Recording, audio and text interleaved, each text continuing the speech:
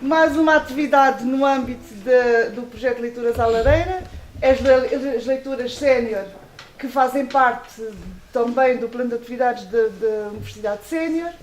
Hoje, especial de poesia, porque ontem também foi dia da poesia, a par do dia contra a discriminação racial, a par do primeiro dia da primavera, dia da árvore e na sequência da maior lua cheia de há 18 anos atrás. Pronto.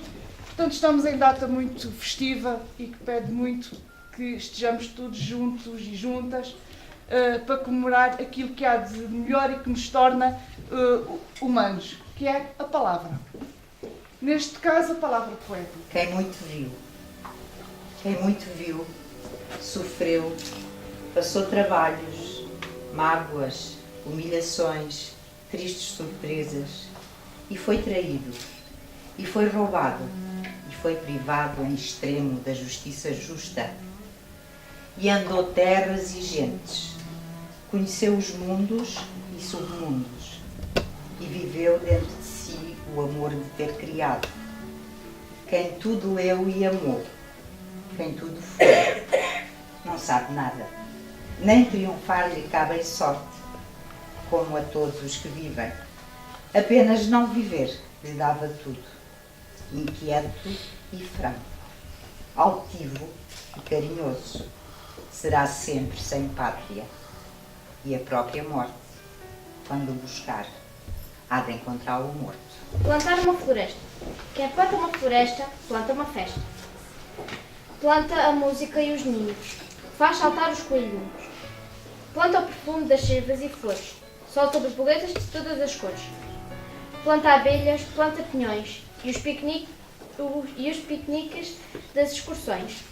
Planta a cama mais a mesa, planta o calor da lareira acesa. A banana. A banana é um fruto erótico, descasca-se sem espasmos. Mas moça ou mocinha que escorrega na casca, incha com a cana e fica a rasquinha.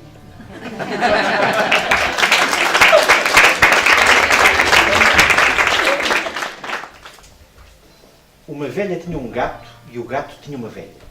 Mas o gato que a velha tinha a velha. E não era gato, era gata. A velha da gata, de velha que era, sofria da telha ou da pinha. E a gata da velha, de tão velha, já era velhinha. Sem armas e sem abrigos, um ninho nos ramos altos prevenia os sobressaltos dos mais diversos peitos. Nessa arte da construção imitou os primos símios, que eram astutos e exímios arquitetos de eleição. Era muitas vezes o triste, cruel e desumano destino dos animais indesejados.